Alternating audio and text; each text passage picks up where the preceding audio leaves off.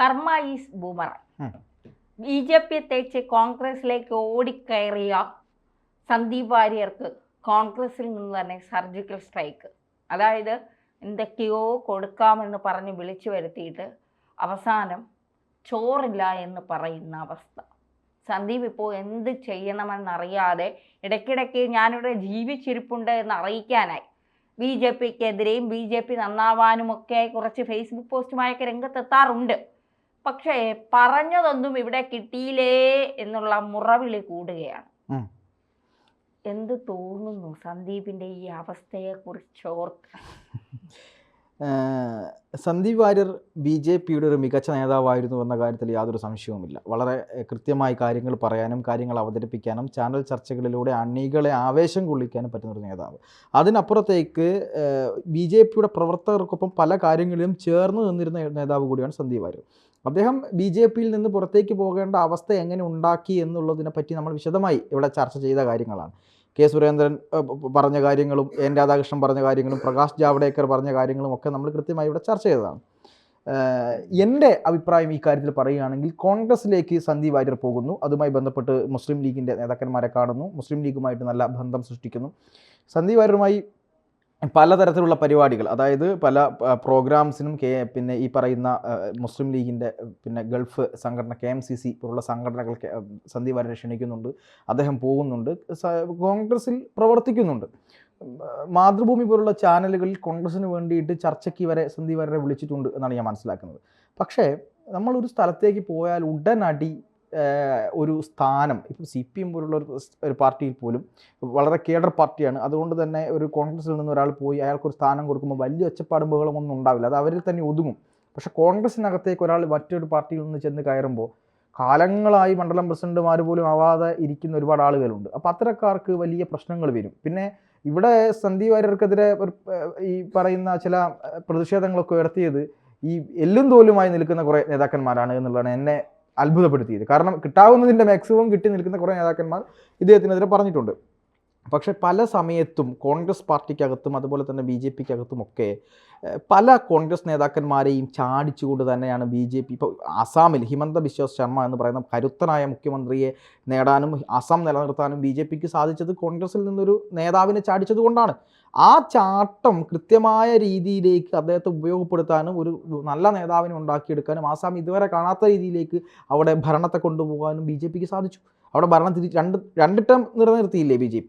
അപ്പോൾ ആ തരത്തിൽ ചില നേതാക്കന്മാർ വരുമ്പോൾ അവർക്ക് അവസരം കൊടുക്കേണ്ടതാണ് എന്ന കാര്യത്തിൽ യാതൊരു സംശയവുമില്ല. പാർട്ടിക്ക് വിടുന്നതൊക്കെ ഇവിടെ സർവ്വസാധാരണമായി നടക്കുന്ന കാര്യമാണ്. ധന്യക്കെതിരെ അഭിപ്രായം ഉണ്ടായിരിക്കാം.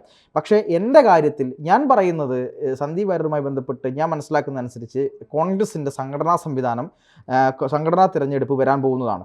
ഇനി 2025 അടിമുടി കോൺഗ്രസിനെ ഉടച്ചു വാർക്കാനുള്ള ഒരു ശ്രമവുമായി AICC രംഗത്തെത്തിയിട്ടുണ്ട്. മൊത്തം ജാഥകൾ സംഘടിപ്പിക്കാൻ പോവുകയാണ്, മൊത്തം റാലികൾ സംഘടിപ്പിക്കുന്നു, കൂടുതൽ ജനറൽ സെക്രട്ടറിമാർ, മൊത്തത്തിൽ കോൺഗ്രസിനെ ഉടച്ചു വാർക്കാനുള്ള എല്ലാ ശ്രമവും അവർ നടത്തിക്കൊണ്ടിരിക്കുന്നു. പക്ഷേ ദേശീയ തലത്തിൽ കോൺഗ്രസ് ജാഥ നടത്തൽ മാത്രമേ ഉണ്ടാവൂ എന്നാണ് ഞാൻ മനസ്സിലാക്കുന്നത്. അതിൻ്റെ അപ്പുറത്തേക്ക് എന്തെങ്കിലും ചെയ്യാൻ കഴിയുമോ എന്ന് എനിക്കറിയില്ല. കാരണം നയം ഇതാണ് എന്നുള്ളത് കൊണ്ട് കേരളത്തിലെ കോൺഗ്രസിനെ സംബന്ധിച്ചിടത്തോളം ഏറ്റവും അനുകൂലമായ സാഹചര്യമാണ്. ഏറ്റവും വൃത്തികെട്ട ഒരു ഭരണം ഇവിടെ നിലനിൽക്കുന്നു എന്ന് തന്നെയാണ് അവരുടെ അനുകൂലമായ സാഹചര്യം എന്ന് പറയുന്നത്. അതുകൊണ്ട് തന്നെ കോൺഗ്രസ് ആഞ്ഞു പിടിച്ചാൽ അടുത്ത ഭരണം കോൺഗ്രസിന് പിടിക്കാൻ പറ്റും എന്നുള്ളത് തന്നെയാണ്. കാരണം ഇനിയും ഒരു പിണറായിക്ക് വോട്ട് ചെയ്യുന്ന ആളെ സംബന്ധിച്ചിടത്തോളം അയാൾ എത്ര ഗതികെട്ട് കൊണ്ടാണ് അയാൾക്ക് വോട്ട് ചെയ്യുക എന്നത് നമ്മൾ ആലോചിക്കുമ്പോൾ അത് കോൺഗ്രസ് അതിലും ഗതികെട്ട അവസ്ഥയിൽ നിൽക്കുമ്പോൾ, അതിലെയും വൃത്തികെട്ട അവസ്ഥയിൽ നിൽക്കുമ്പോൾ മാത്രമാണ്. അപ്പോൾ അവിടെ ഈ കെ സുധാകരനെ മാറ്റാനുള്ളൊരു തീരുമാനമൊക്കെ വന്നു എന്ന് കേട്ടിരുന്നു. പക്ഷേ അതൊന്നും ഇല്ല.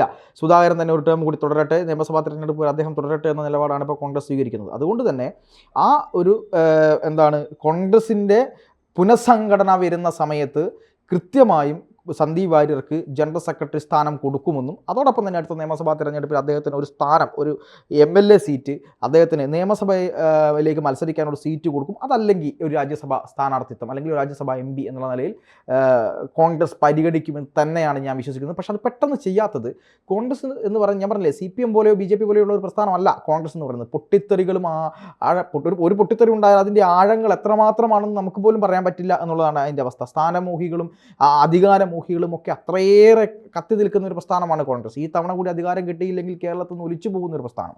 അപ്പോൾ അതുകൊണ്ട് അതിലേക്ക് വളരെ കൃത്യമായി മാത്രമേ കാര്യങ്ങൾ ചെയ്യാൻ പറ്റുള്ളൂ എന്ന് ആർക്കറിയാം? വി.ഡി. സതീശനും ഷാഫി പറമ്പിലിനും രാഹുൽ മാങ്കൂട്ടത്തിലും ഒക്കെ അടങ്ങുന്ന ഒരു ചേരിയുണ്ട് ഇപ്പുറത്ത്. അവർക്ക് കൃത്യമായി അറിയാം. അതിൻ്റെ മുന്നിൽ പ്രവർത്തിക്കുന്നത് കെ സി വേണുഗോപാലാണ്. അപ്പോൾ കിട്ടേണ്ട സമയത്ത്, നൽകേണ്ട സമയത്ത് അത് കൃത്യമായി നൽകുമെന്നും, ഇല്ലെങ്കിൽ BJP-യിൽ നിന്ന് മറ്റൊരു നേതാവിനെ ഇവർ പിടിച്ച് കോൺഗ്രസിലേക്ക് ഇനി കൊണ്ടുപോകാൻ ശ്രമിക്കുമ്പോൾ, അങ്ങനെ കോൺഗ്രസിൽ നിന്നോ CPM-ൽ നിന്നോ മറ്റൊരു നേതാവ് അങ്ങോട്ട് പോകണമെങ്കിൽ അവർക്കൊരു സ്ഥാനം കൊടുത്തതിൻ്റെ ചരിത്രമുണ്ടായിരിക്കണമല്ലോ. ഇല്ലെങ്കിൽ ആരും പോകില്ലല്ലോ.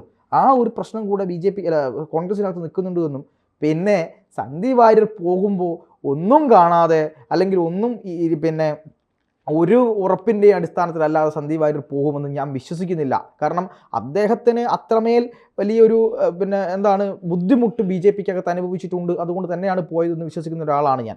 ഇനി ഇത് കേൾക്കുമ്പോൾ കുറേ ആളുകൾ എൻ്റെ നമ്മുടെ കമൻറ്റിൻ്റെ അടിയിൽ വന്ന് നല്ല തെറി പറയാനുള്ള സാധ്യതയൊക്കെ ഉണ്ട്. പക്ഷേ എന്നാൽ പോലും സന്ദീപ് വാര്യർ ചീത്ത പറയുന്ന, കുറ്റം പറയുന്ന ആളുകളൊക്കെ മനസ്സിലാക്കേണ്ട കാര്യം എന്നാൽ ഒരു വിഭാഗത്തിന് മാത്രമായി കൈയടക്കി വെക്കാനുള്ളതല്ല BJP. ഒരു വിഭാഗത്തിന് മാത്രം BJP-യെ കൈയടക്കാം, ഒരു വിഭാഗത്തിന് മാത്രം എന്ത് തോന്നിവാസവും ചെയ്യാം, ഒരു വിഭാഗത്തിന് മാത്രം ഏത് രീതിയിൽ മുന്നോട്ട് പോകാം.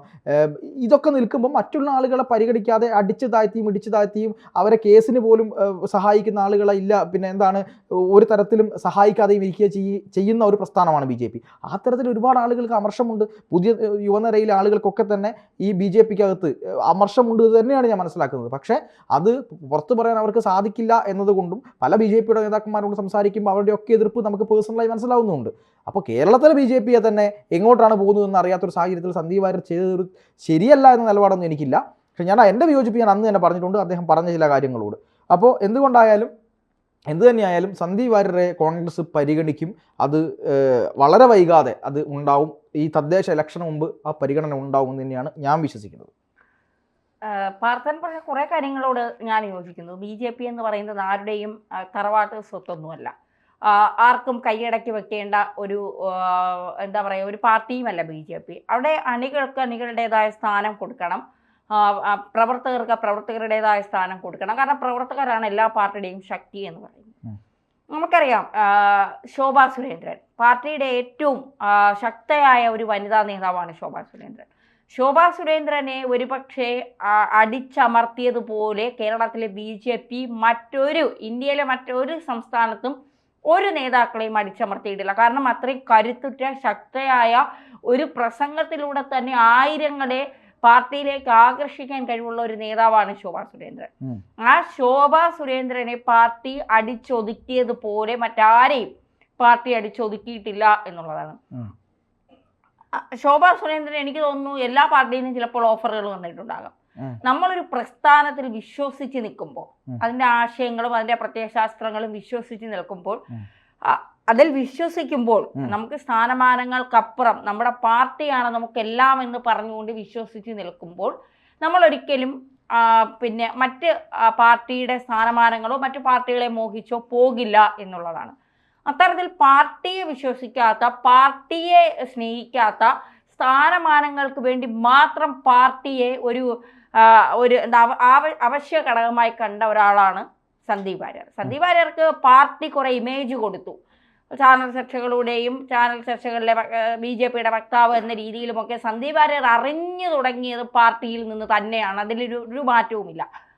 ഈ സുധാകരന് പോലും കോൺഗ്രസിൽ പദവിയില്ലാതെ ഓടിക്കൊണ്ട് നടക്കുകയാണ്. ഇനി അധ്യക്ഷ സ്ഥാനം കിട്ടുമോ ഇല്ലേ എന്നൊക്കെ അറിയാതെ സുധാകരൻ ഓടിക്കൊണ്ട് നടക്കുന്നതിനിടയ്ക്കാണ് ഏകദേശം 80ഓളം ജനറൽ സെക്രട്ടറിമാർ കുപ്പായം തച്ചു വച്ചിരിക്കുന്നിടത്താണ് സന്ദീപ് വാര്യർ ഓടിച്ചെന്ന് കയറിയിട്ട് ജനറൽ സെക്രട്ടറി പദവി ചോദിക്കുന്നത്. എവിടെ കൊടുക്കാനാണ്, ആര് കൊടുക്കാനാണ്?